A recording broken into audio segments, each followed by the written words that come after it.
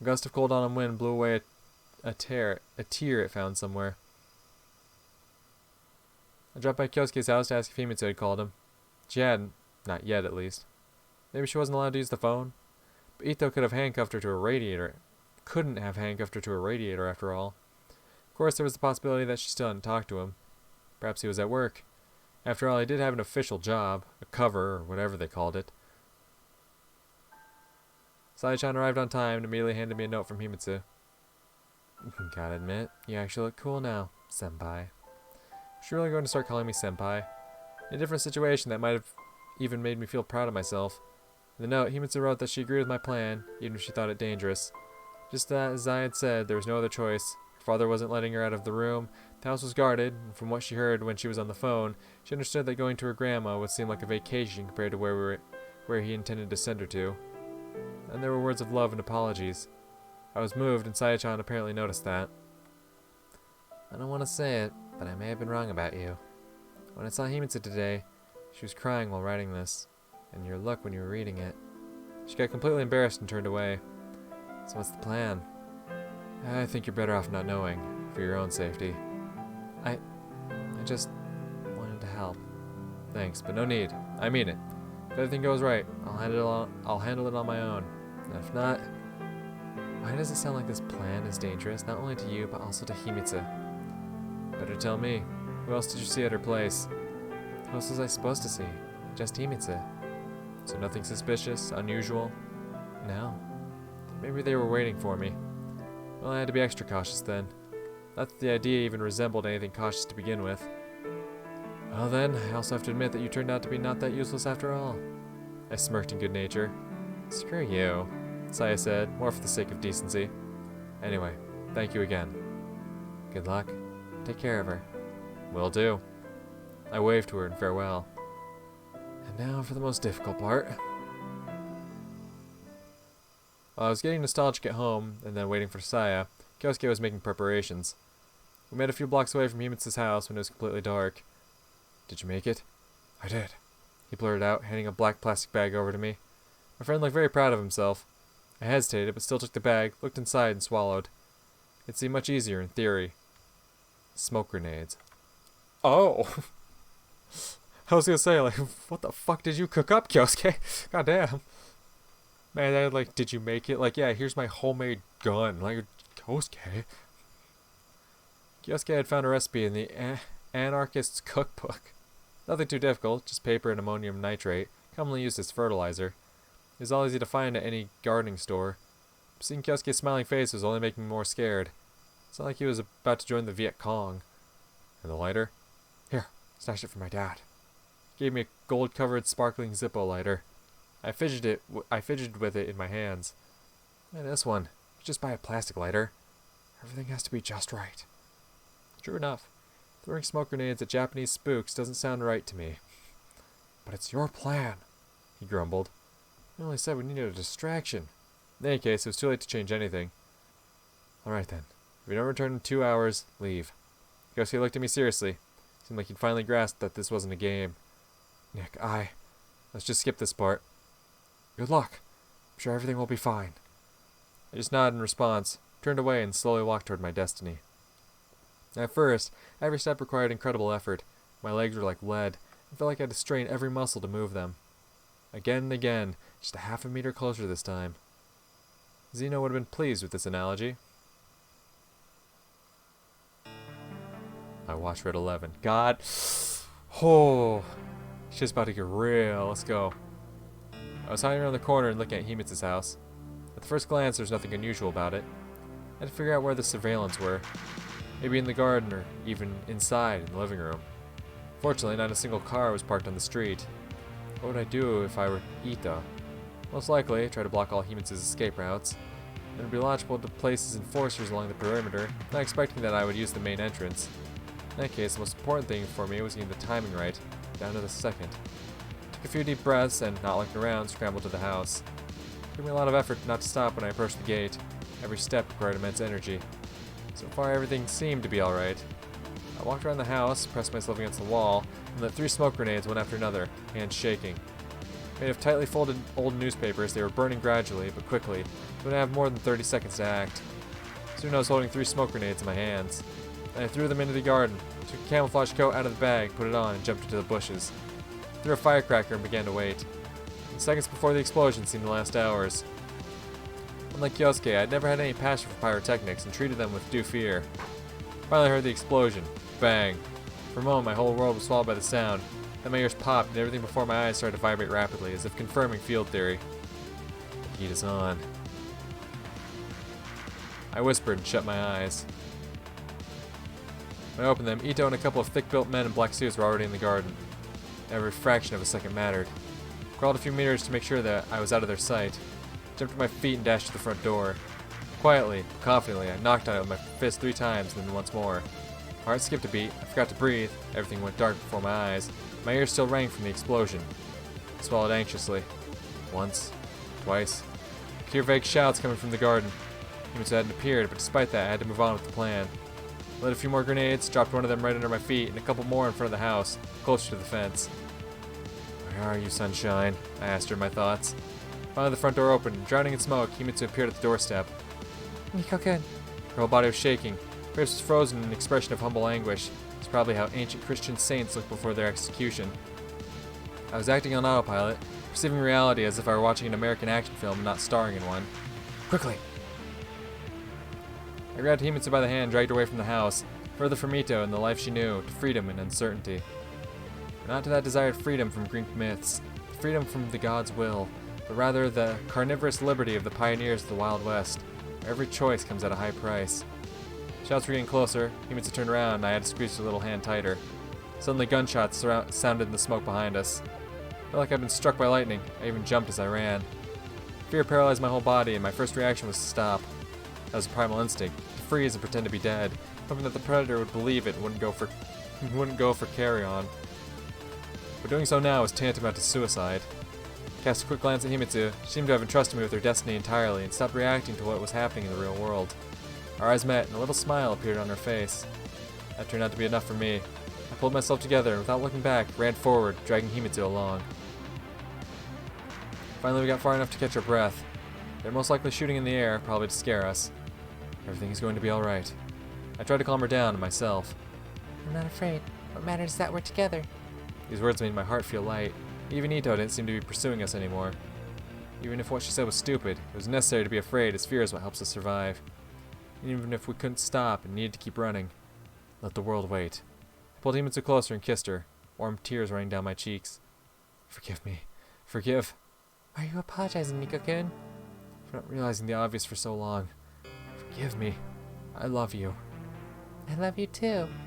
I don't know for how long we were standing there as one, drowning in intimacy we had never known before. Then after minutes or maybe hours, Himitsu pulled away and asked me in a serious tone, what are we going to do next? Next we have a meeting with someone. Picking up our pace to a quick walk, we passed a few blocks and got on the train. Only after being at a considerable distance from Ito could I manage to relax somewhat. I called Irina from a telephone box. An unfamiliar male voice responded in Russian. Hello. I've done it. For a good half a minute the receiver was silent. On the waterfront, in an hour. And right behind these words I heard short beeps. Well, everything's going as planned so far. Except, of course, for the fact that I didn't have the documents they needed on me. Nikolai. I had given them to Kyosuke. After all, nothing would have stopped the KGB from taking them from me when we met. Unfortunately, it also meant that we couldn't see each other anymore. It was necessary to ensure that the documents were secure, and more importantly, that Kyosuke would be safe. Alright, sit down and listen to me. Himitsu sat obediently with her huge green eyes flashing in the night like 2 moons. Now we'll go to the waterfront and meet a KGB agent there. If everything works out fine, she'll help us get out of the country. I always dreamed of going to the USSR. Okay, if you say so.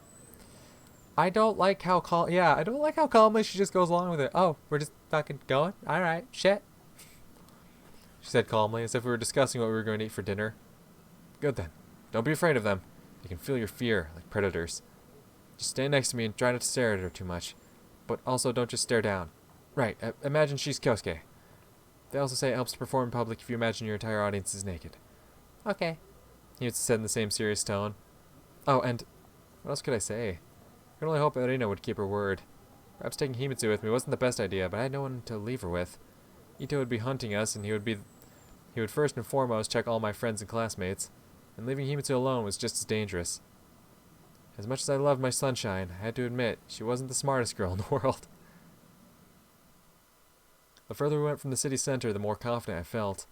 Himitsu was holding my hand firmly, as if someone was trying to take me away from her, staring out the window, watching the nighttime Tokyo pass by. Perhaps for the last time in her life. I was so tired of thinking about different scenarios for the upcoming meeting that I was just waiting to face it as something inevitable. Although perhaps I had to think about Himitsu's feelings too. Running away from home was much more stressful for her than this entire spy mess for me. When we walked out of the station, an announcement came that there would be no more trains for the day. Lucky us. Himitsu smiled, grabbed me by the hand, and shivered. It was getting noticeably cold in the night, and I regretted that I hadn't taken any warm clothes. I could see the lights of the restaurants on the waterfront, but there were barely any people on the streets. As we were slowly walking along the houses, I saw Irina, sitting behind a table in a ramen cafe. When we came closer, she gave us a wide smile and invited us to join her with a gesture. An empty bowl, a bottle of sake, and a couple glasses were staying on the table. They too make excellent ramen here. More importantly, they don't speak a word of Russian. I sat across from her and pulled out a chair from Himitsu. If you haven't guessed it yet, this is Himitsu. She speaks Russian. Nice to meet you. Himitsu nodded slightly in response. Exactly as she was taught. Do you want something to eat? A drink? It's my treat. I'm not in a joking mood. Well, it's your choice. She put her elbows on the table, locked her fingers, leaned forward, and rested her chin on her hands. Her expression returned to its professional impenetrability. Do you have the documents? Is our deal still on? We keep our word. I'd like to have a guarantee, though. Nikolai, do you intend to test my patience again? What do we have in actuality? You've only shown me a single page. It's very interesting, yes, but an insignificantly small piece of the whole picture. How can I be sure that you have the rest? How can I be sure that you won't get rid of us once you get the rest? Himitsu grabbed my hand under the table, but didn't show in any way that she was afraid.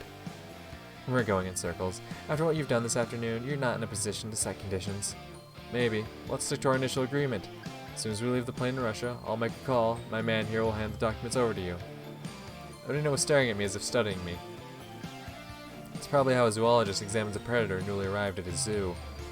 Attentively, meticulously, without due deliberation, but clearly realizing his superiority, protected from its sharp teeth and claws by the thick bars of a cage. Sometimes I think I understand what you found in him. She addressed Himitsu. Himitsu didn't respond. But be careful. Men of his type are fickle by nature. How about we stay on topic? As you wish. I'm going to have a drink. She poured sake into her glass and looked at it thoughtfully for a while. Are you sure you don't want some? I ignored her question and just frowned. You must realize that I'm doing you a great favor by having this conversation with you two. After all, we'd be fine without these documents, and for the Japanese, they have no value. And what are we doing here? I went all in. Risk is a noble thing. She smirked. Although I think that the documents must be at your fat friend's place. By the way, tell him that he should fix his car. It shakes a lot in the back.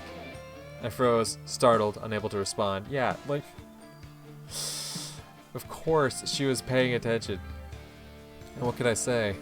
We couldn't find the documents at your house, so thank you for the hint. Checkmate. I should have trusted my feelings when I thought the kidnapping had been too easy. Are you sure you don't want a drink? She grinned. Kyosuke, what did you do to him? Oh, don't worry. Nothing so far. And it's in your power to keep it that way. So what else do you want from me? Nina was just toying with me. Maybe she wanted to get revenge for the kidnapping. Had I really been hoping to fool the KGB, right? Like, that's what I've been saying this whole time. Like, you're dealing with a major in Russia's, intelligence agency. And you think, like, oh, everything's been playing out for you? You can't do this to us. All of a sudden, Himitsu piped up. I've always dreamed of visiting my mother's homeland. I've been imagining the country is beautiful, spanless, and filled with people whose hearts are filled with generosity and righteousness. If my father does something bad, even if the entire country does, you can show them that you're better than them, kinder, more honest. She went silent, not knowing what else to say.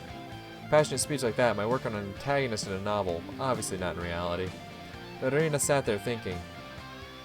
You just keep demanding money, protection, patronage. And all you give in return are tiny pieces of information, thinking they're worth it. I don't really need to sit with you here. She stood up abruptly and approached me. I just want to look you in the eyes when I say it. Wait! Himitsu shouted and Irina stopped for a moment. If you don't need Niko-kun's documents, I have others for you. I know where my dad keeps all the important papers. I know the combination for his safe. I took a few pages with me. She caught her breath and continued in a softer tone. It's a dossier on the people you're interested in. I looked at Himitsu dumbfounded, but her face was frozen in an expression of self-righteousness. Damn, okay. Here. She took a neatly folded bunch of papers out of her pocket. Then she took them reluctantly and looked them over. Who would have thought? She finally said, voice sounding as if she were watching an impressive circus performance. You're lucky to have her. She smiled at me and turned to Himitsu again. Where's the rest? I'll bring them when we have a deal. Irina was looking back and forth between us with clear mistrust. A deep wrinkle crossed her forehead instantly, making this young woman look a few years older. Watch and learn, rookie, she said, annoyed, and I realized the threads of our lives were in just a moment taken over by Himitsu. Without her, the KGB would never be able to get this dossier. Fine, we have a deal. Call us tomorrow evening on the same number. First you will get us to the USSR, and only then will we give you the... You've shat the bed. Now sit quietly and dry your sheets. Irina's gaze was virtually incinerating. Everything will be shipshape. She looked at Himitsu and smiled, then stood up and threw a 10,000 yen bill on the table. So when were you planning to tell me? I sprung on Himitsu as soon as Irina disappeared in the night. Well, I didn't know. Didn't think. Just didn't know how to start.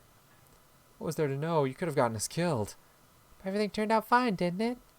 I can only believe that fortune favors the fools. They didn't exactly resemble a well-thought-out plan. Fine, so what do you plan to do now? Tomorrow I'll go home and take the rest of the papers.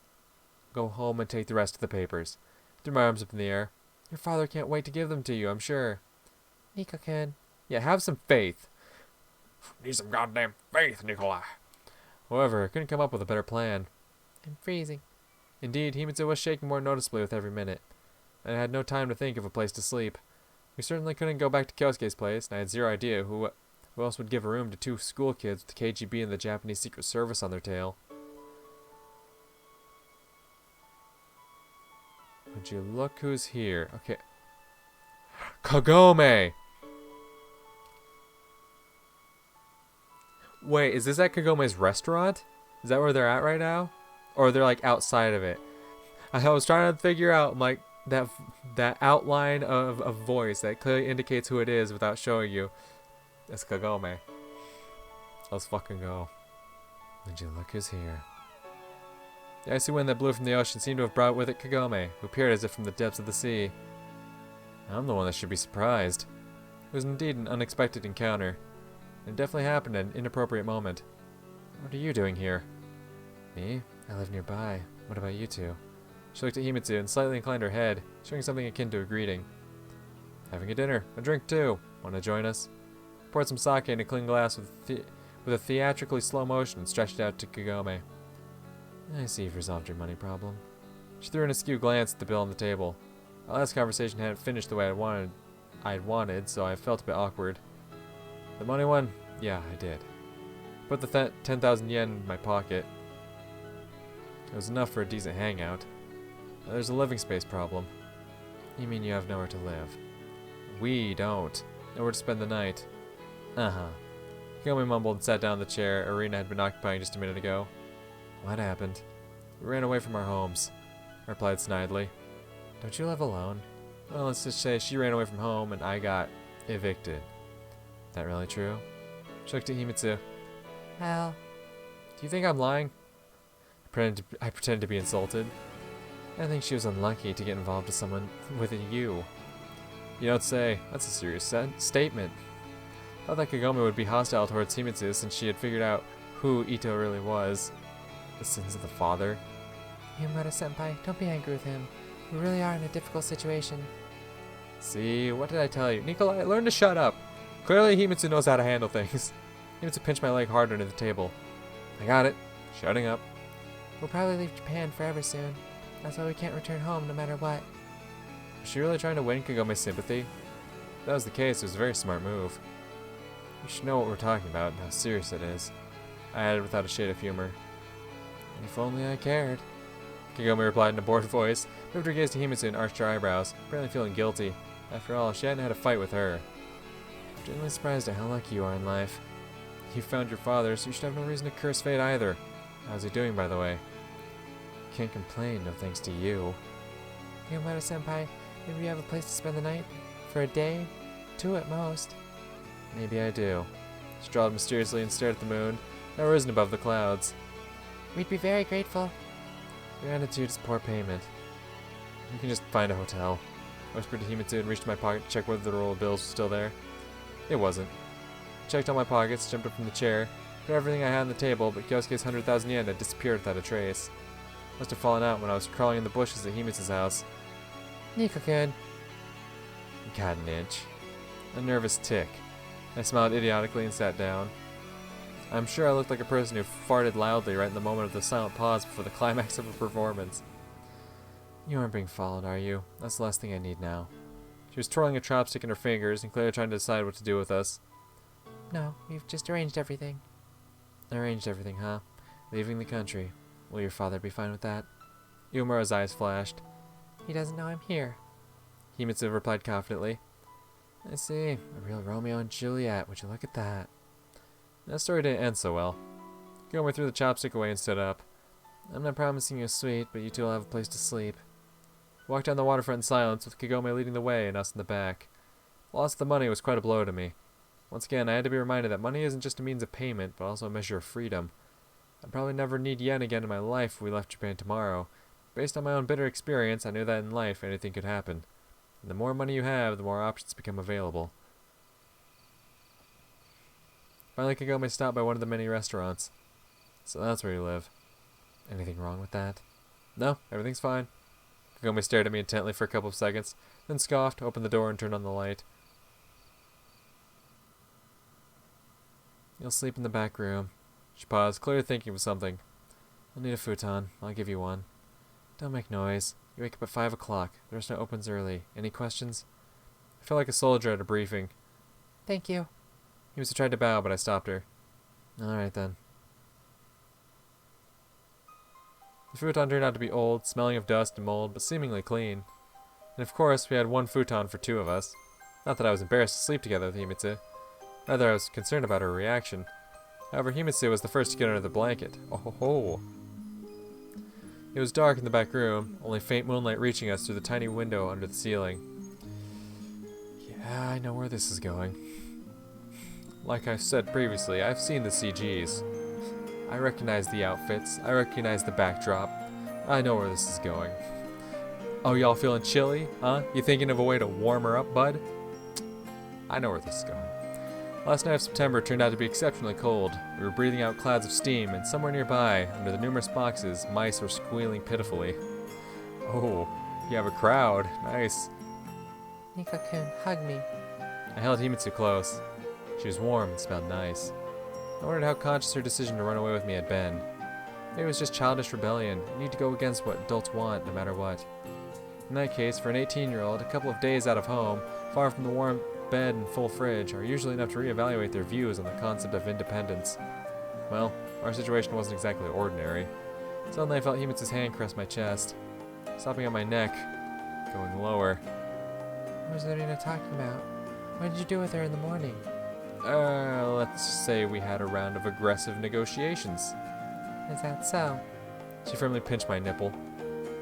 Nice. Ouch. Yomura-senpai told us to be quiet. Let's start then. I think you're already good to go without me.